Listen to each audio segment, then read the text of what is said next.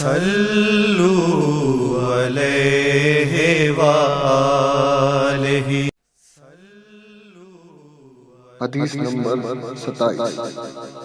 ہم سے ابو ایمان نے بیان کیا، وہ کہتے ہیں ہمیں شعیب بن زہری سے خبر، انہیں عامر بن سعد بن ابی وقاص نے اپنے والد سعد رضی اللہ عنہ سے سن کر یہ خبر دی کہ رسول اللہ صلی اللہ علیہ وآلہ وسلم نے چند لوگوں کو کچھ عطیہ دیا اور سعد وہاں موجود تھے۔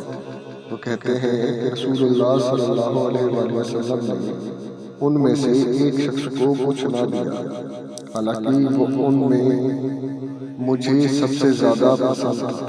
میں نے کہا یا رسول اللہ صلی اللہ علیہ وآلہ وسلم، آپ نے فلاں کو کچھ نہ دیا، حالانکہ میں اسے مومن گمان کرتا ہوں۔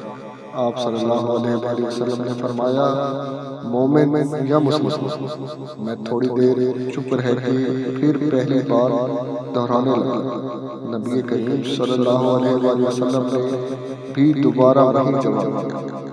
پھر آپ صلی اللہ علیہ وآلہ وسلم نے فرمایا اے سعد، باوجود یہ کہ ایک شخص مجھے زیادہ عزیز ہے، پھر بھی میں اسے نظر انداز کر کے کسی اور دوسرے کو اس خوف کی وجہ سے یہ مال دے دیتا ہوں کہ وہ اپنی کمزوری کی وجہ سے اسلام سے پھر جائے اور اللہ اسے آگ میں اوندھا ڈال دے۔